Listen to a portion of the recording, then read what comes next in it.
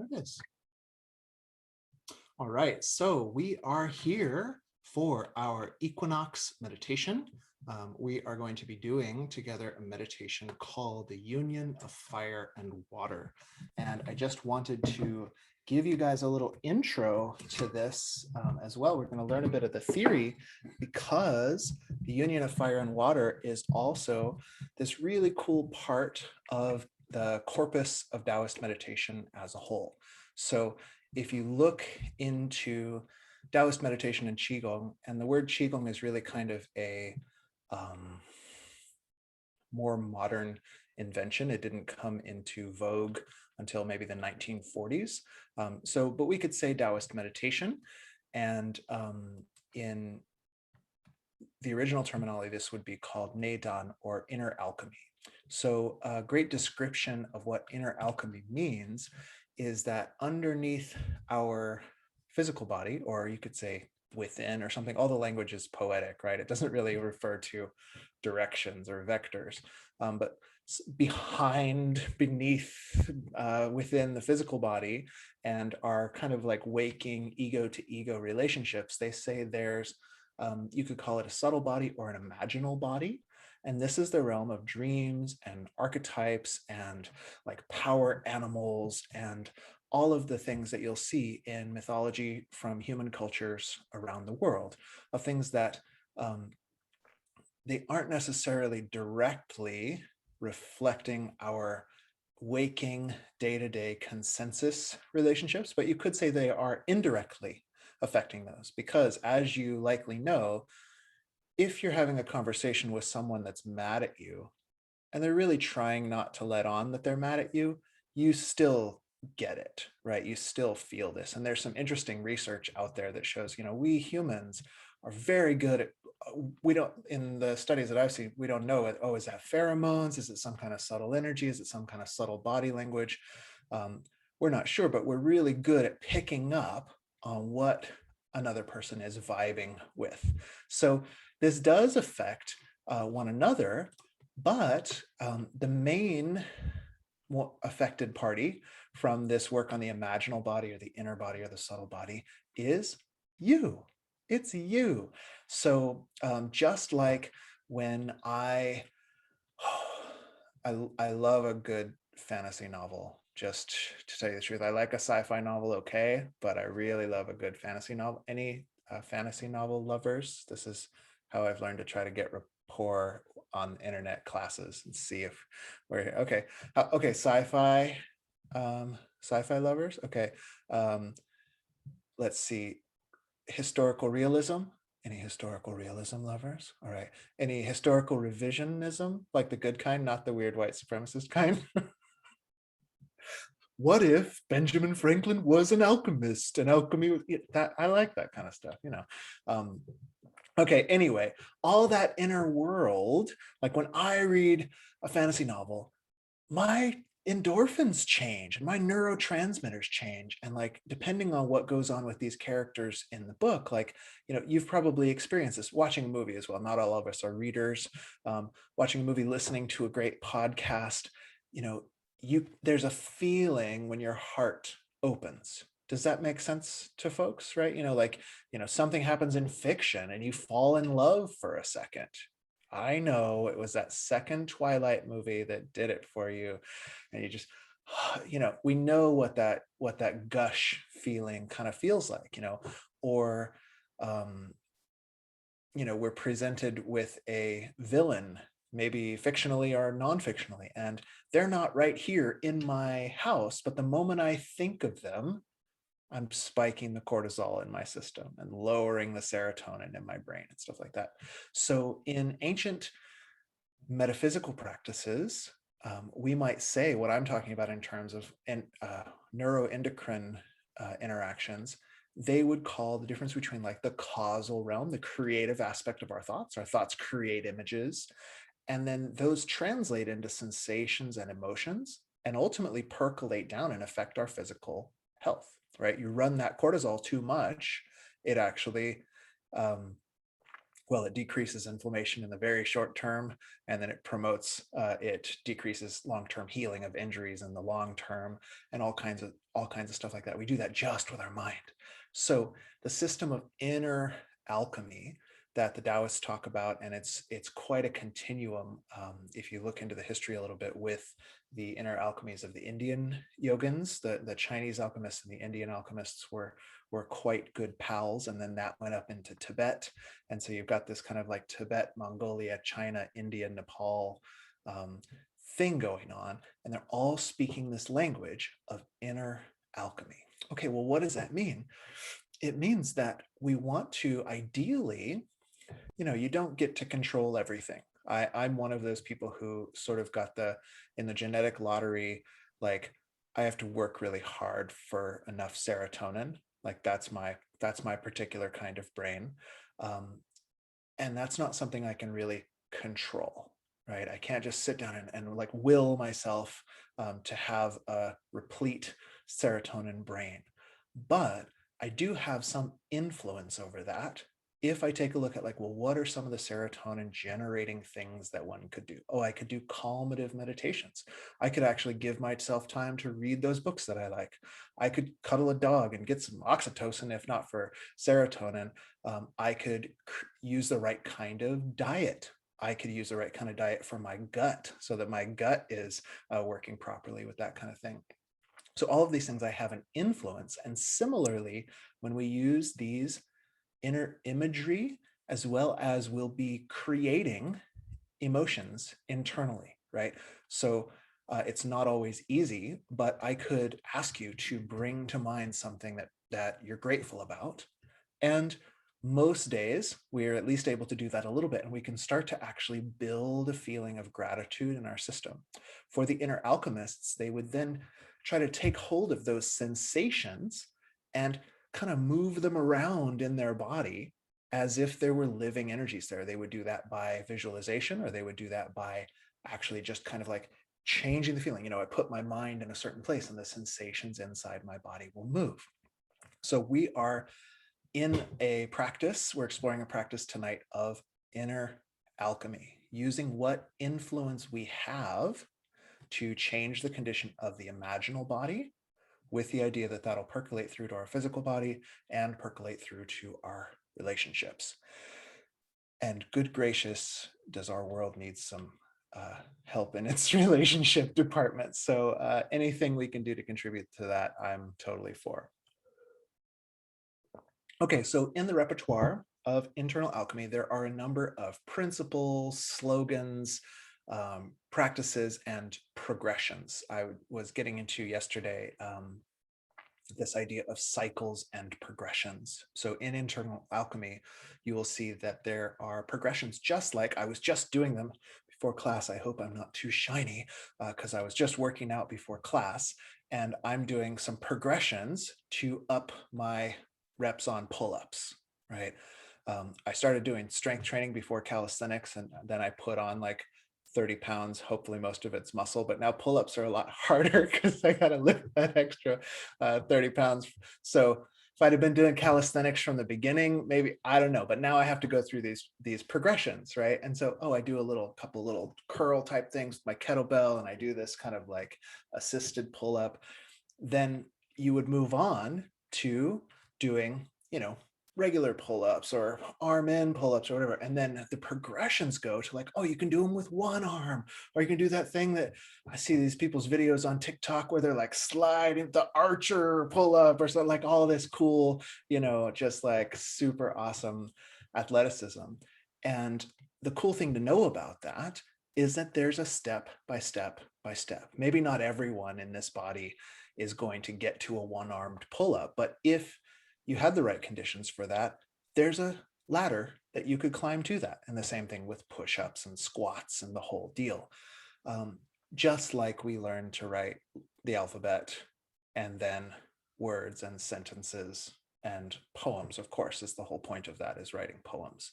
So in the repertoire of inner alchemy, we'll learn practices that we're going to review tonight, like practices like the inner smile, which is just creating that sense of gratitude and calm, and then washing our own body with it. And this is a skill, like I tend to mention it doesn't help me sell programs very much, but if you just did the inner smile for the rest of your life and got really, like, that's the whole thing.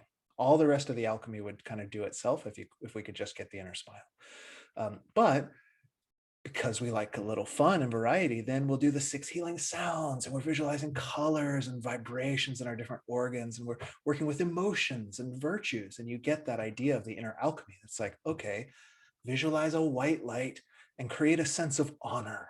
Like, like, what means honor to you? What means integrity? And then you're doing these things that these old metaphysical shamanic, awesome schools do, where it's like they pair that with a color and a place in your body, and you're creating this entire kind of dreamscape for yourself, so that your conscious mind and your subconscious mind can communicate back and forth, because they communicate in these realms of dream and story and poetry.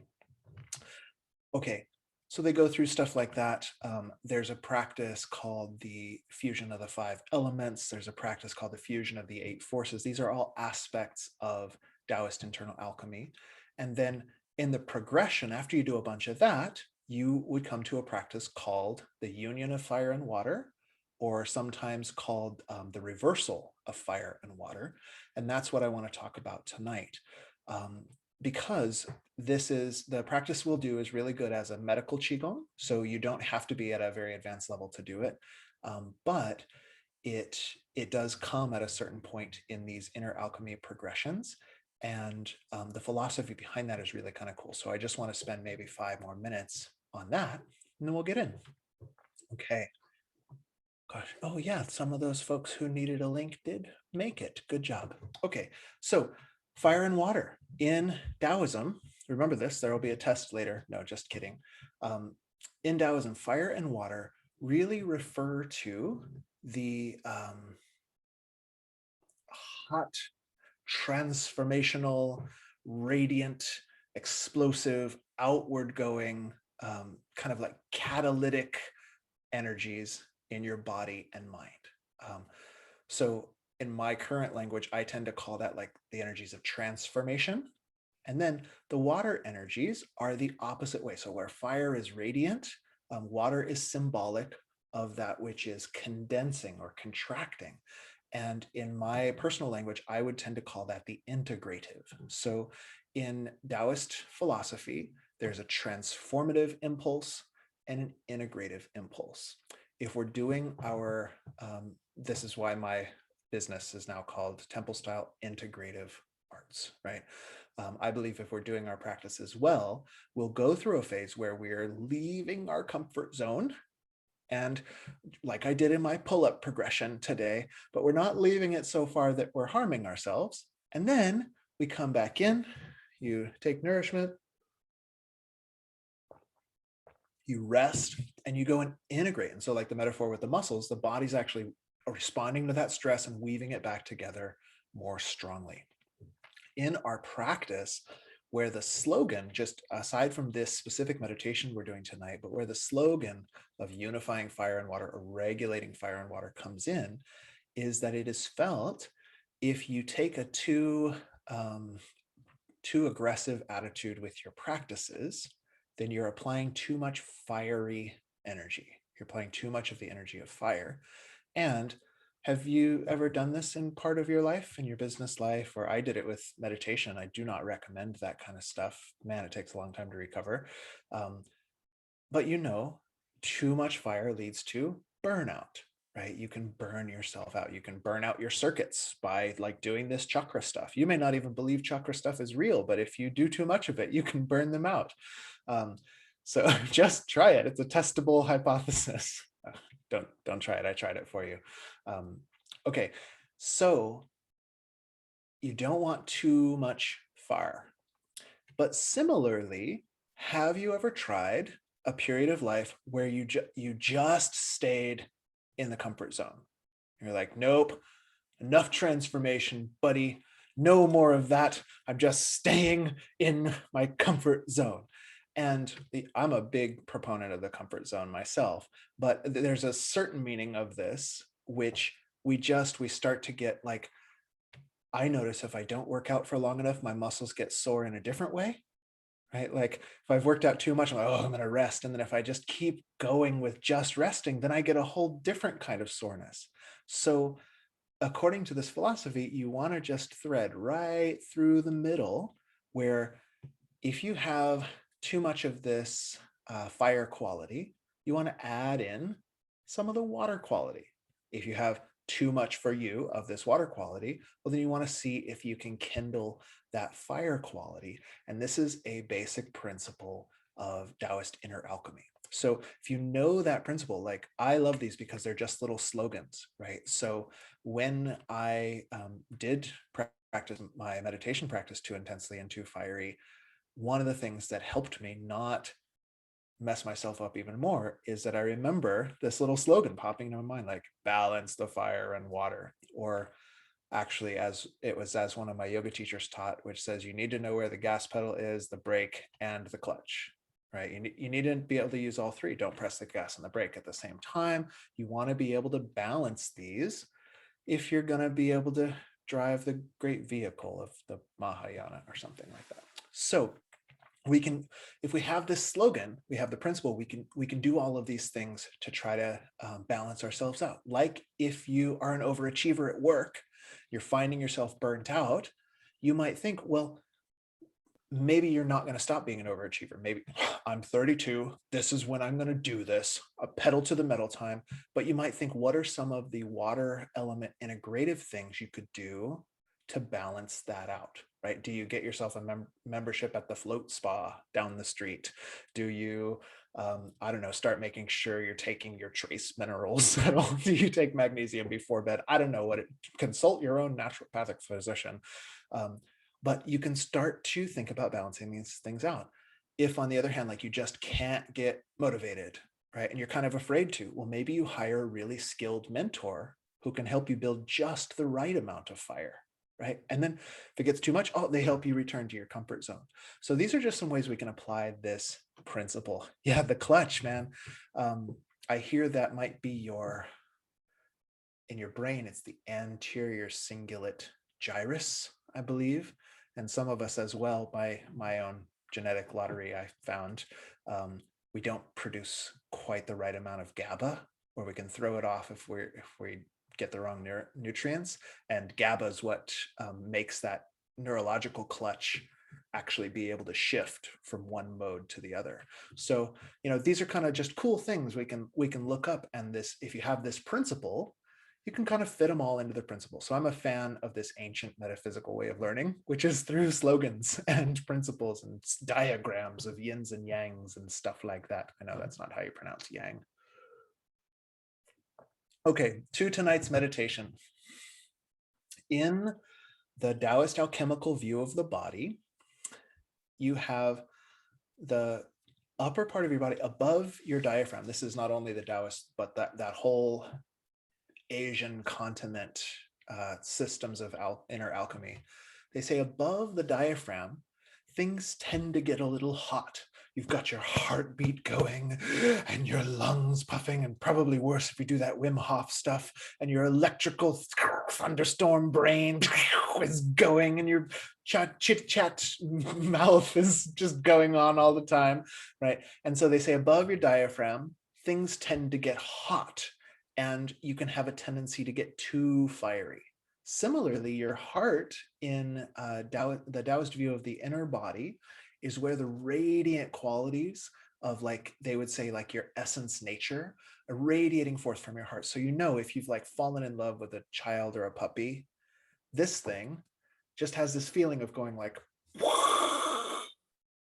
and if it hasn't fallen in love with a while, it'll feel like it has to break open before it does that. But it has this radiant quality. And they say, oh yeah, well, that's who you are, and it comes out of here. When we kind of lose track of that through all of the various traumas that life sends us, we can constrict in this. And then they say that feeling of radiance, when it tries to come out, it creates kind of a friction because of our constriction. And that creates this heat that can build up here. They say if you get too much of this heat here, it comes up into your brain and you get like, I just had a nice bout of full moon mania. It felt really good, but I didn't sleep quite enough. It was a happy version, but you can also get that. You can get kind of like an anxiety. You can get it where the thoughts don't slow, and actual mania. What's the problem with mania is it comes down on the other side, right? Once you burn up all that energy. So they say you want to be able to kind of like bank this fire to a slow and moderate burn. Then below the diaphragm in these alchemical systems, they say that area is all watery. You got these intestines and you got your ooey gooey sexy feelings that happen down there sometimes. And like, you got your big hip bones and your kidneys. So they have this sense that this is this watery area of the body. And according to alchemical physiology, that can get too cold. This is where in Chinese medicine, they say like, oh, you'll tend to have cold feet. You'll tend to get a cold lower back. Sometimes your sex drive will decrease, or they'll say your sex drive will flare up, but then you'll get tired in the middle of intercourse, or for people with penises, they'll have a premature ejaculation and then just pass out or things like that. And the idea in that is that they say in life, the fire energy has to come down and the water energy has to be made to rise up, like in a tree, how the tree brings the sunlight down through its branches and it brings the water from the earth up through its roots. They say that's what you want to do as an inner alchemist. In nature, in general, water flows down and fire burns up.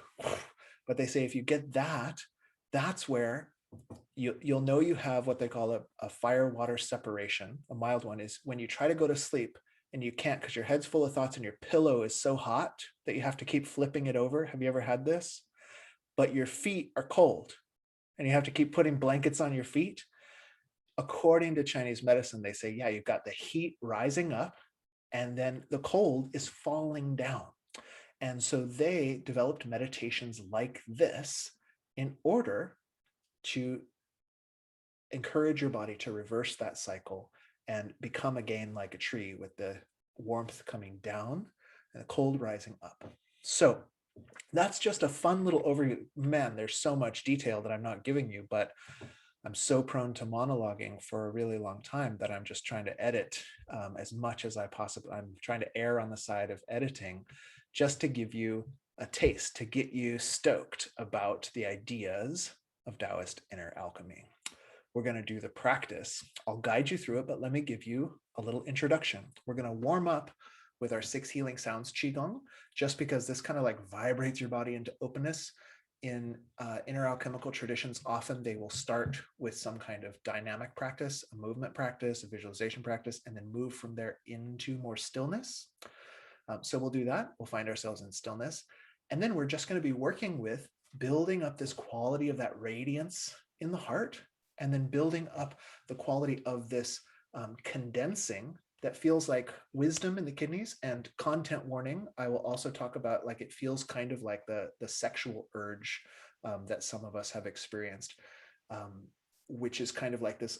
Okay, I know because I said that second Twilight movie and I saw a couple of you, I know you watched it, but like that teenage crush feeling where it's like, oh, everything kind of like they call it a crush because it crushes.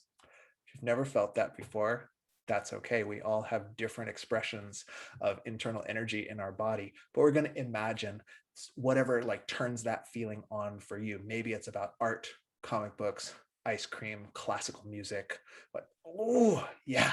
Okay, so whatever it is for you. And then we'll do a special little meditation where we imagine those combining down in this area below your belly button. So if you have a womb and you can feel that it's there somehow, that's the area that you'll focus on.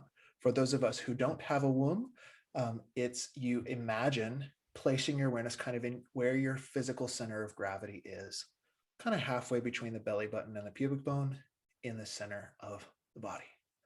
I think that's all my intros. Are you ready to do a little practice together?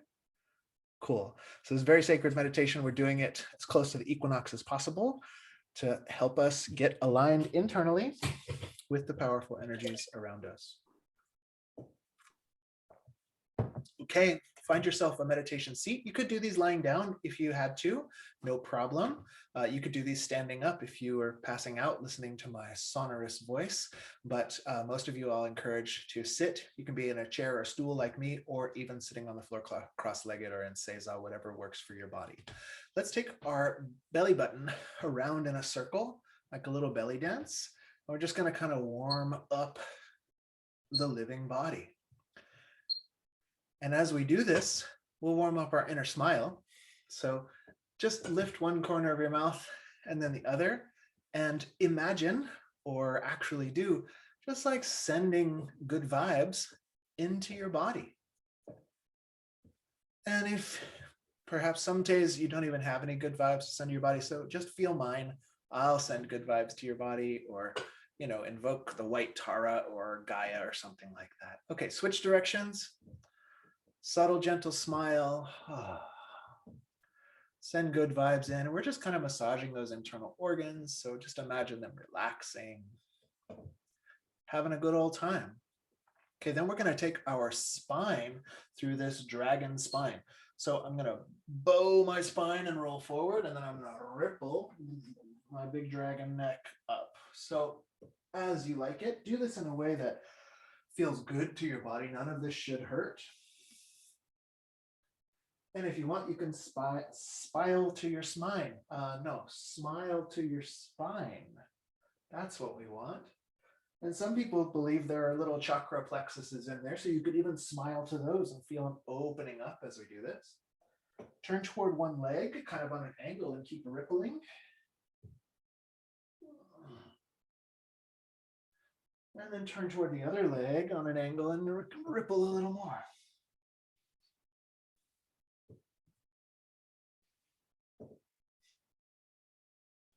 Back to the center, give it one more little ripple. And then come on back up. We're going to do a move called pulling down the heavens with a long sigh. So we inhale up. Exhale with this ha sound. You just sigh it down. Again, inhale. You can imagine like a liquid light from the whole universe just washes through you, like a soothing, relaxing waterfall. Could be any color, any temperature you like this light. Even any texture. Exhale, all the way down. Placing your hands in a gesture that feels comfortable to you. I like my hands face down on my thighs, but some people have meditation gestures that really work for them. And we'll do a quick round of the 6 healing sounds Qigong. These are often a prep for these more advanced meditations, just to make sure we relinquish any tensions that are ready to go from the body so that we have a lot more space for what we're going to do. So with that inner smile, you're going to smile to your lungs. And imagine as you inhale, like a white light or a white mist comes from every direction of the universe and fills those lungs. As you exhale, you're going to whisper this S sound. You imagine it vibrating in your lungs, and like any tension just falls out like a smoke or a dust or a smoke that turns to dust, falls down into the earth for compost. Inhale the white chi. Exhaling, use that sound.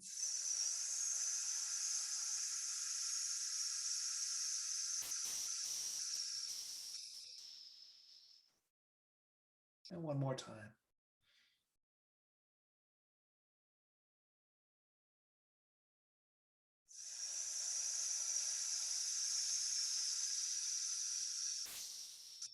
Just imagine like you're just squeezing out any tensions that are ready to release, as if tensions could release right from those lungs down into the earth as a beautiful, nourishing compost.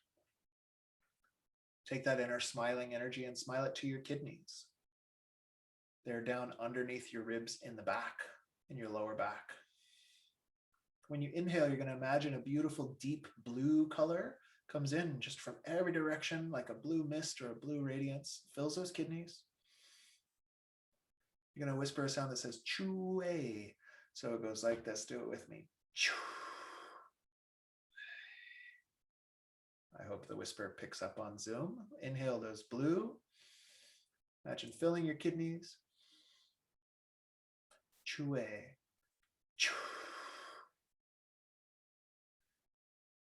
And as you whisper that sound, again, just imagine any tension just leaving those organs, being released and relinquished. One more set.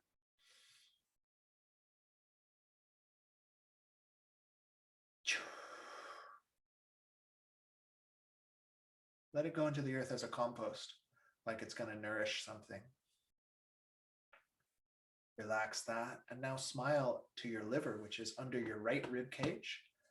So just feel in there. Doesn't have to, you don't have to be an anatomist about this. Just feel somewhere under that right. And you're going to imagine a green light, like the energy of growth and freshness, comes into your liver. You're going to exhale the sound shoo. You're going to whisper this sound.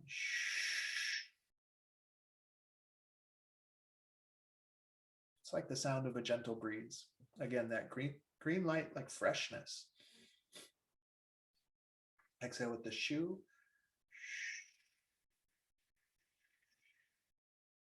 Just imagining tensions leaving the body like smoke, falling into the earth like dust. One more time.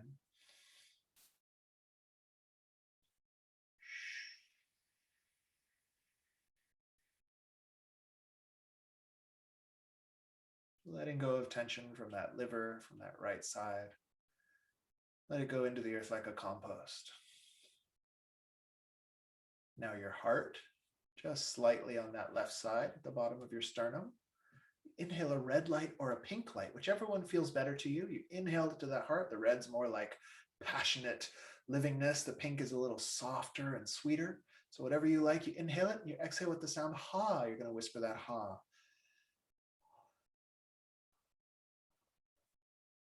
Just any tension that wants to drop off the heart, just drop it. Ha. Inhale that red or pink light.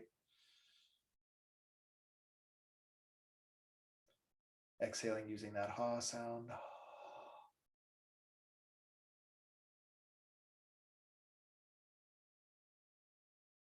And once more.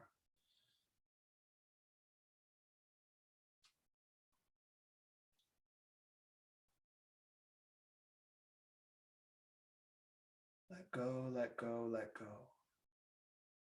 Relax. One more of these organs. Underneath your left rib cage, you feel the spleen or maybe the pancreas. Chinese medical classics are not quite exactly clear on which one it is or both. So just feel the whole area and imagine a golden yellow energy, just like kind of a nourishing color. So you inhale that into that left side under the ribs. And exhale with the sound whoo, with a whispered sound. Kind of like you're blowing out the birthday candles or blowing on food to cool it down. So inhale that golden light, a nourishing quality. Exhaling, releasing tension.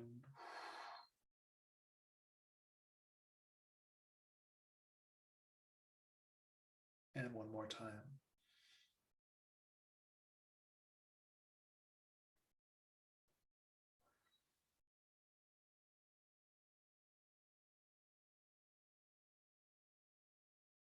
Good.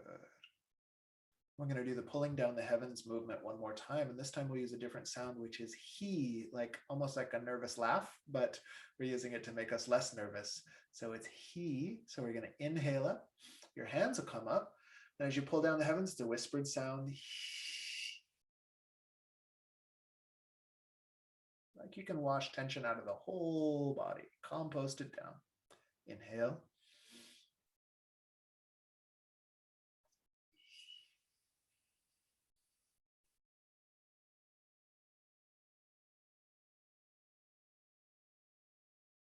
And one more time.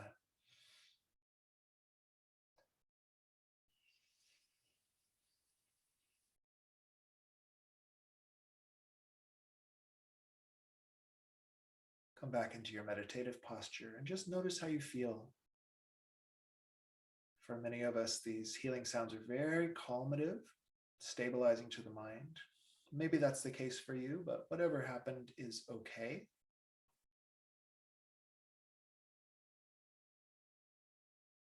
well observed that these long exhales tend to regulate your vagus nerve to calm the nervous system. And many of us practitioners also feel that these sounds have some kind of effect. We don't exactly know how that works, but they do seem to work. Moving now into our fire and water meditation. Place your awareness down on your belly button. Just smile to your belly button. Maybe smile to your sacrum too, and to your whole pelvic floor area. And in the middle of that, between the belly button and the sacrum and the pelvic floor, imagine wherever it is for you in your center of gravity is like a beautiful alchemical cauldron.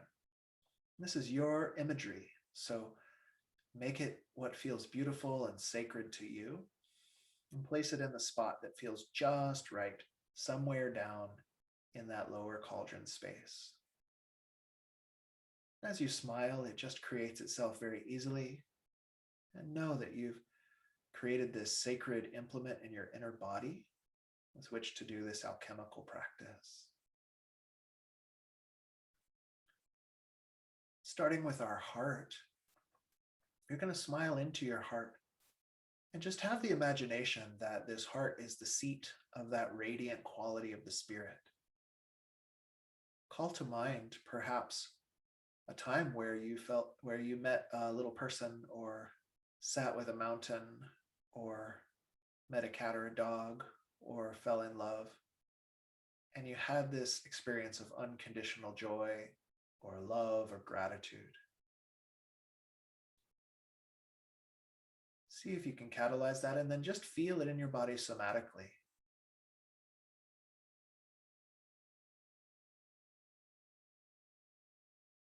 We're going to imagine that these feelings are emblematic or reflective of that radiant quality of your spirit. So now we'll inhale that red light into the heart like we did before.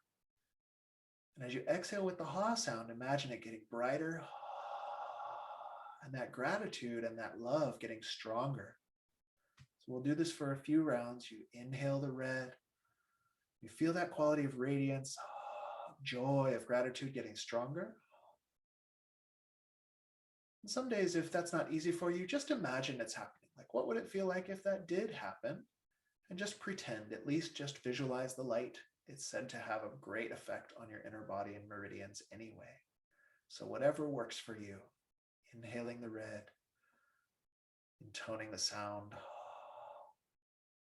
trying to tap into that quality of compassion, joy, these unconditional, radiant qualities.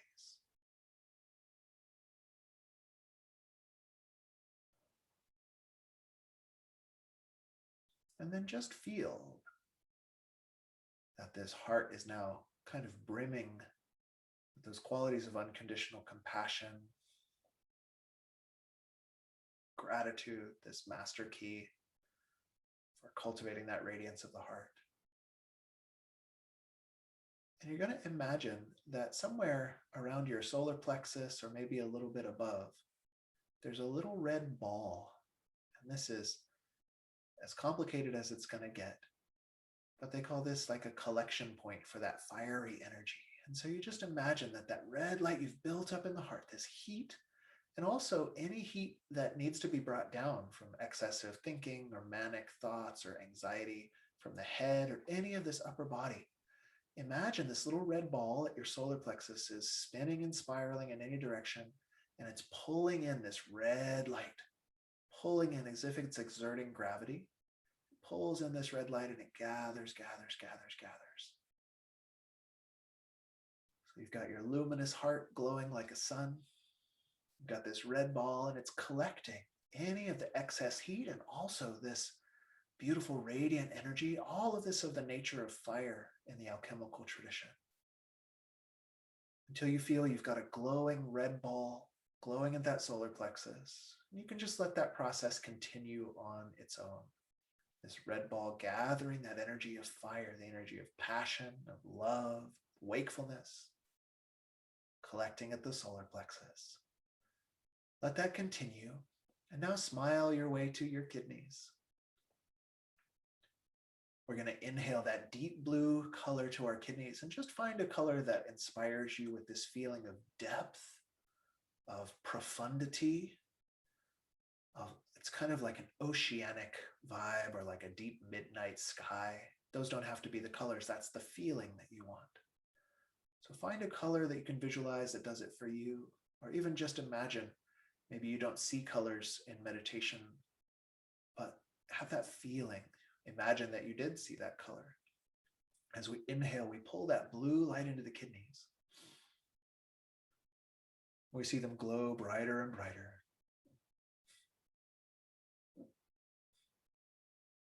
You could intone that chue sound, which is meant to sound kind of like water, like a waterfall as the water splashes. So you can inhale the blue, cultivating that feeling of inwardness, of contraction, condensation, depth, and profundity. Seeing it glow as you intone the sound.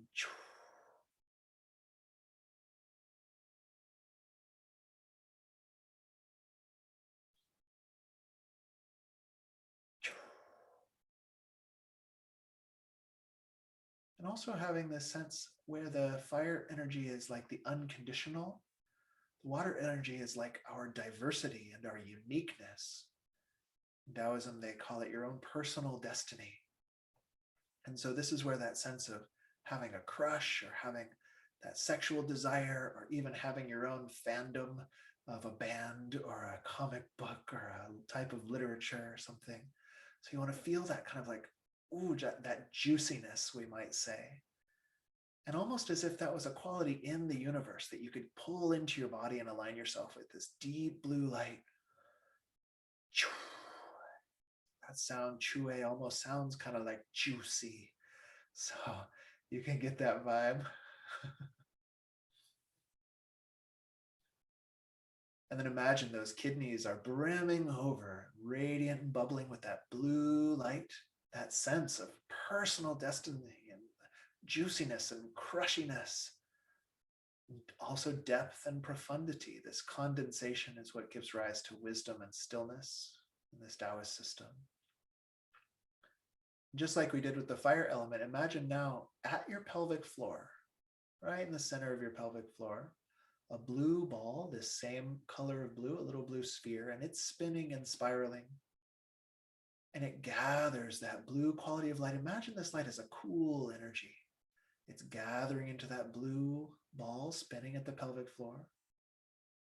And feel as well any of this cold or cool energy, watery energies from the lower body are being gathered and drawn in. These could be excessive watery energies that are making your lower body feel sluggish or cool. Draw them right into that ball. This is water element. We're going to use it for our alchemy. You can also feel from the reproductive center, the sexual energies, this drive of life, however that manifests for you. Feel that water gathering into that ball in the pelvic floor. It spins and spirals. It begins to glow with this blue light.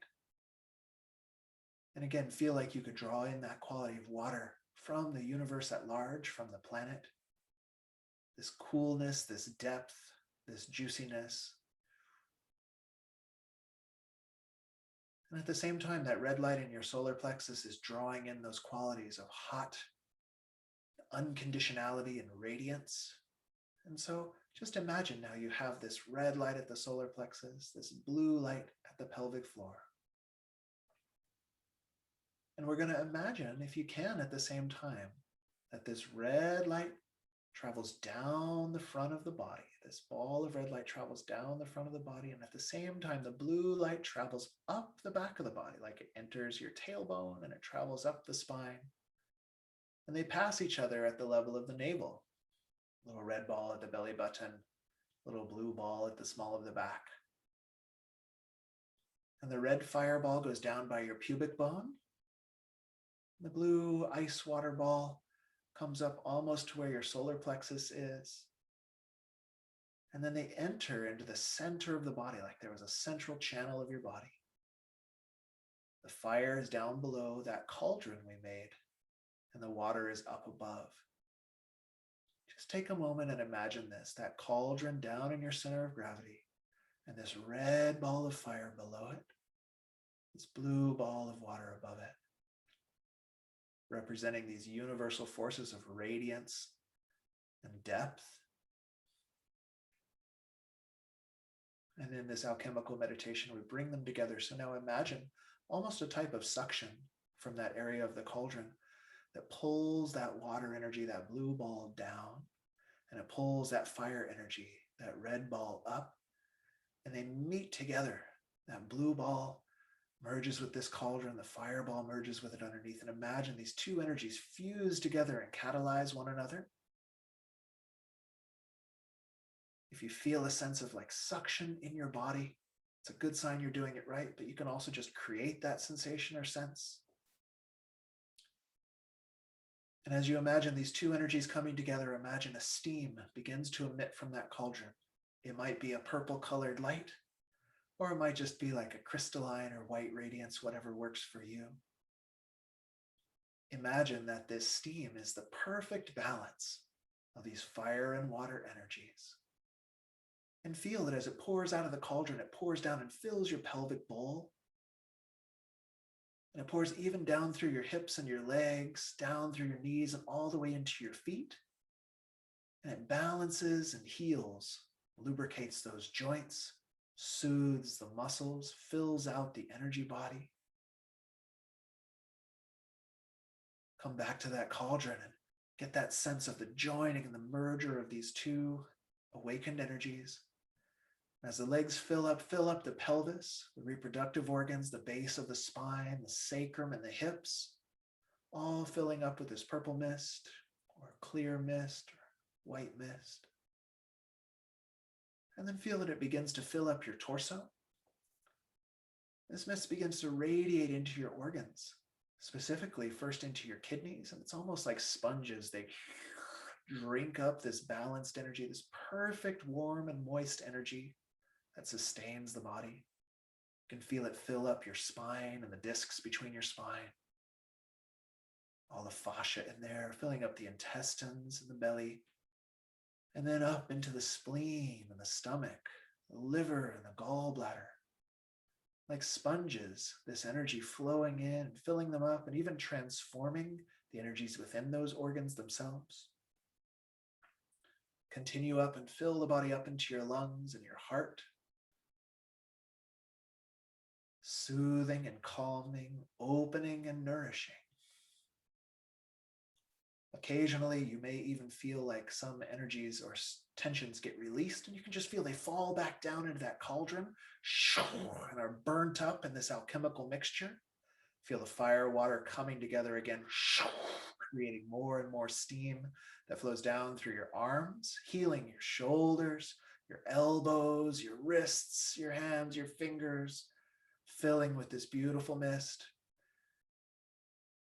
Fire and water come together, creating more steam floating through your throat and your neck, restoring the vertebrae of your neck, all the way up into the jaw and the base of the skull, and filling up the skull and the brain, even into your teeth, nourishing and transforming and healing in the teeth, the tongue, the mouth, through the nose, the ears, and the eyes, lubricating, moistening, calming and settling, the perfect balance of these fire and water energies. One more time, feel into that cauldron, that kind of vacuum energy, drawing the fire and water together. They create more steam, these universal energies of love and diversity, of unconditionality and personality, filling the body with this beautifully nourishing energy all the way out to your skin. And imagine then that this mist, as it gets all the way up to it's filling the whole body, but as it gets up to the crown, it begins to condense like clouds, and then it begins to rain down through the body, all the way back down to that cauldron, all the way back down to that cauldron, blessing and nourishing all the organs once again as that rain falls. Feeling into that cauldron, and imagine this red and blue disc slowly merge even further into one another until they melt into one another and form a single crystalline ball. You can feel this spinning and spiraling in your dantian. You can feel free to leave that image of a crystal or a pearl in your dantian, or you could imagine that it evaporates and radiates into the rest of your body, whichever you prefer. And then just letting go of this meditation. And once again, we'll just check in with how we feel. This basic noticing. Notice what changed for you. You may also just like to rest in that spaciousness of the noticing itself.